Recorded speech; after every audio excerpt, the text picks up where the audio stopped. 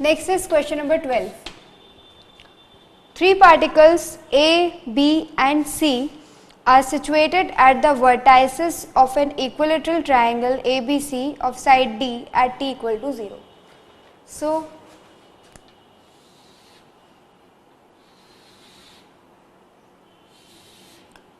this is A, B and C.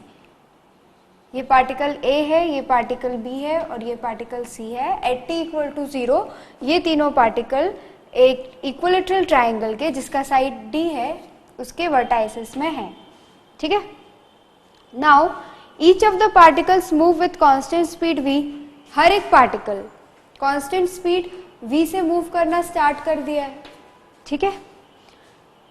A always has its velocity along AB. ए की velocity हमेशा B की तरफ है. ठीक है. Along A B.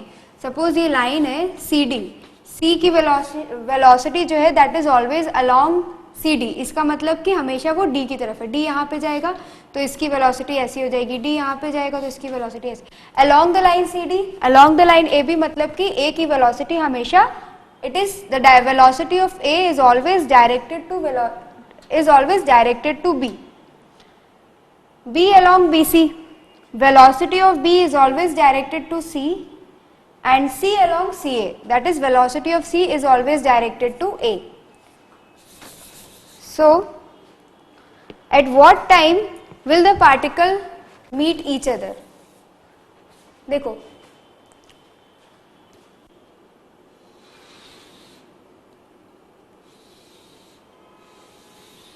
ये A है, ये B है और ये C है. ठीक है. पहले तो हम देखते हैं कि इसका मोशन कैसे होगा. शुरू में क्या होगा, A की वेलोसिटी इस डायरेक्शन में होगी B की तरफ, B की वेलोसिटी होगी C की तरफ और C की वेलोसिटी होगी D की तरफ. ठीक है. तो A थोड़ा सा इस अलोंग दिस लाइन A थोड़ा सा डिस्प्लेस हुआ, B इस लाइन पे डिस्प्लेस होगा और C इस लाइन पे डिस्प्लेस हो जाएगा. ठीक है. तो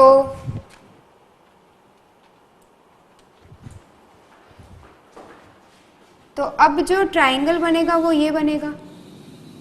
अब ऐसा कुछ ऐसी सिचुएशन होगी. This is A dash, B dash and C dash. ठीक है.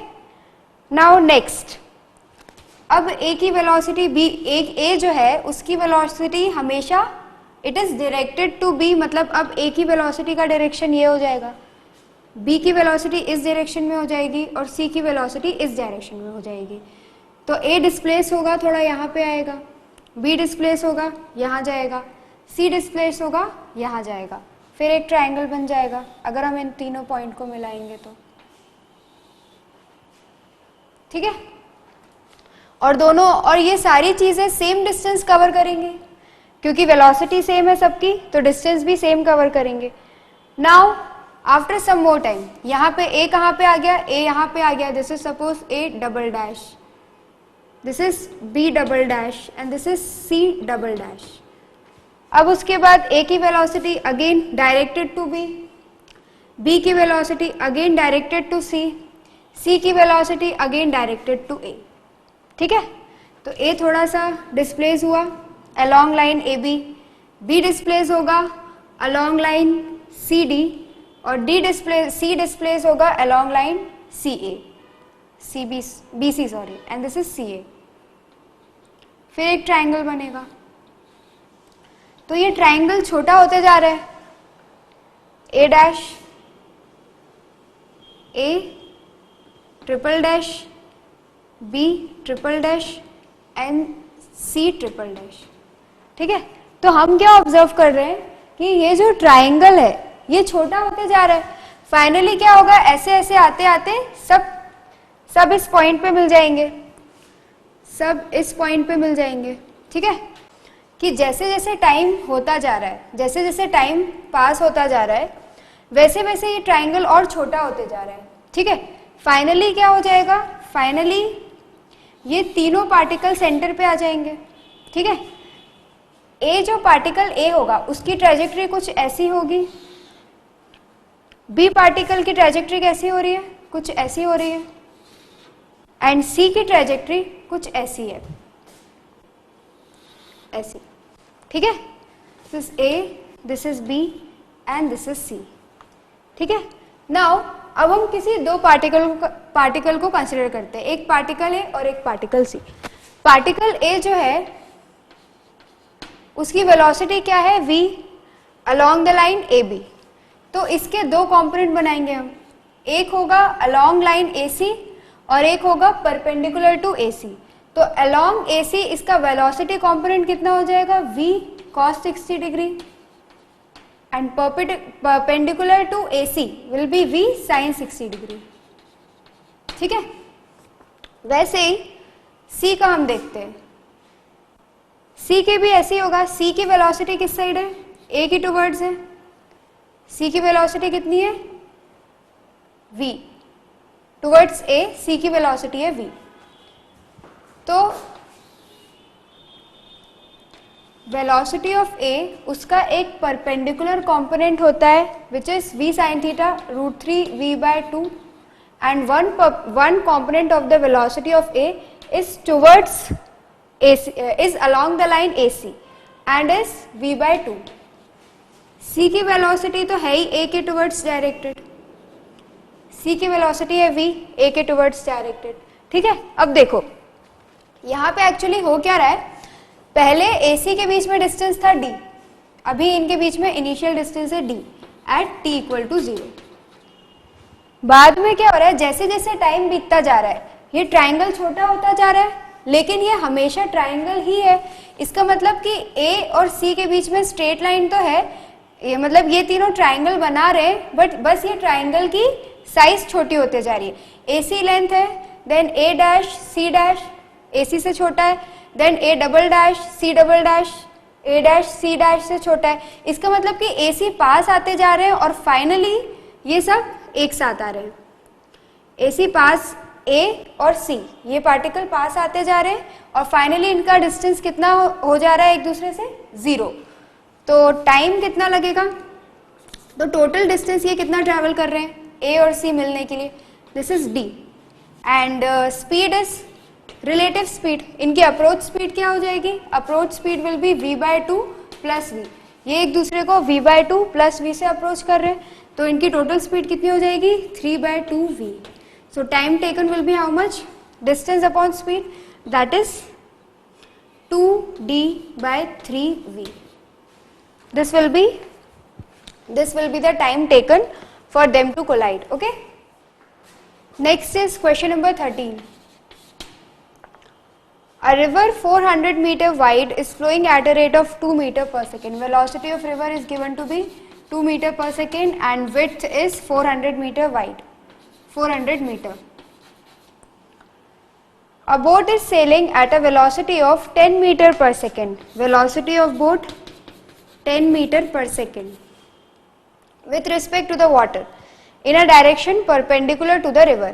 Find the time taken by the boat to reach the opposite bank and how far from the point directly opposite to the starting point does the boat reach the opposite bank.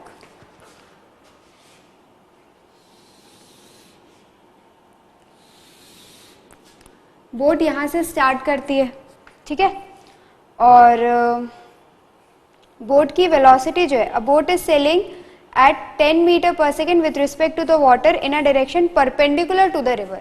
Suppose river की velocity इस direction में, water current है इस direction में 2 metre पर second, तो boat perpendicularly जा रही है विथ स्पीड 10 मीटर पर सेकेंड, 10 मीटर पर second. So you need to find the time taken by the boat to reach the opposite bank. Opposite bank में कितना टाइम लगेगा, देखो इस साइड वेलोसिटी है 2 मीटर पर सेकेंड हॉरिजॉन्टल डायरेक्शन में, वर्टिकल डायरेक्शन में 10 मीटर पर सेकेंड, तो और ये जो डिस्टेंस है ये है 400 मीटर वाइड, 400 मीटर, तो टाइम कितना लग जाएगा, distance upon speed, vertical distance divided by vertical speed 10, that is equal to 40 seconds. अब वो कितना ड्रिफ्ट कर जाएगी, इसकी जो रिजल्टेंट वेलोसिटी होगी वो तो कुछ ऐसी ही आएगी, तो वो ऐसे यहाँ पे कहीं जाएगी, ठीक है, सपोज इसने ए से स्टार्ट किया और इसके ए के जस्ट ऑपोजिट जो पॉइंट है दैट इज बी, और वो ड्रिफ्ट होके सी पॉइंट में चले गई. So the drift will be equal to B C. This is drift. They are asking about this distance. तो ये डिस्टेंस कितना हो जाएगा? इसको यहाँ से यहाँ आने में कितना टाइम लगा? 40 second. Time into speed. Drift velocity कितनी थी? हॉरिजॉन्टल वेलोसिटी 2 मीटर पर second. So this will be how much? 80 metre. 80 metre. Okay. Next question. Question number 14. A swimmer wishes to cross a 500 meter wide river flowing at 5 km per hour. Velocity of river 5 km per hour. Width is given to be 500 meter. 500 meter which is equal to half kilometer. His speed with respect to water is 3 km per hour. Velocity of swimmer is given to be 3 km per hour. So, if he heads in the direction making an angle theta with the flow, find the time he takes to cross the river and find the shortest possible time to cross the river. देखो,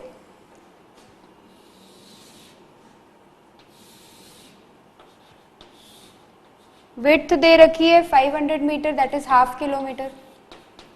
ठीक है. River का flow suppose इस direction में है which is 5 kilometre per hour, and velocity of a swimmer makes an angle theta. Suppose इस direction में है इसकी velocity 3 kilometre per hour, and it makes an angle theta with the velocity of river. Theta angle बना रही है. ठीक है. तो वी नीड टू कैलकुलेट कि इसे यहाँ से यहाँ जाने, यहाँ से इस बैंक से उस बैंक में जाने में कितना टाइम लगेगा. तो इसके लिए पहले क्या करना पड़ेगा? पहले हमको इसका वेलोसिटी का वर्टिकल कंपोनेंट निकालना पड़ेगा. तो ये थीटा है, तो ये एंगल कितना हो जाएगा? 90 minus theta. This angle will be 90 minus theta. ठीक है. तो ये हो जाएगा 3 cos 90 minus theta. 3 cos 90 minus theta means 3 sin theta. 3 sin theta. और ये वाला हो जाएगा कंपोनेंट कितना? 3 sin of 90 minus theta, that is 3 cos theta. ये कंपोनेंट हो जाएगा 3 sin थीटा, और हॉरिजॉन्टल कंपोनेंट हो जाएगा 3 cos थीटा. अब उसे क्रॉस करने के लिए कितना डिस्टेंस उसे वर्टिकली उसे कितना डिस्टेंस क्रॉस करना है? Half kilometre. Distance is half kilometre, and speed कितना दे रखा है? 3 sin theta, that is 3 sin theta. Find the time he takes to cross the river. Time निकालना है, तो टाइम कितना हो जाएगा? Distance upon speed. Distance is half kilometre divided by speed. Speed is 3 sin theta. That is equal to 1 divided by 6 sin theta r.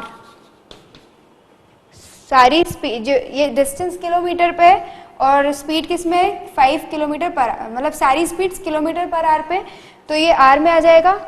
तो which is equal to 1 by 6 sin theta into 60 minutes. So this comes out to be 10 divided by sin theta minutes. इतना time लगेगा. ठीक है. Now find the shortest possible time to cross the river. Time इसको कितना लग रहा है? 10 by sin theta. Shortest time के लिए इस क्वांटिटी को मिनिमम होना पड़ेगा. इस क्वांटिटी को मिनिमम करने के लिए इसका जो न्यूमरेटर है वो तो कांस्टेंट है, बट डिनोमिनेटर जो है इसका वो वेरिएबल है. तो for this quantity to be minimum, इसका जो डिनोमिनेटर है वो मैक्सिमम होना चाहिए, और साइन थीटा की मैक्सिमम वैल्यू क्या होती है? 1. So minimum time will be 10 minutes. Okay. At when when theta is equal to 90 degree, जब थीटा 90 डिग्री होगा तब 10 मिनट्स होगा। ये वाला थीटा 90 डिग्री मतलब कि he should keep himself, he should keep his velocity directly towards the opposite point of the river. Okay.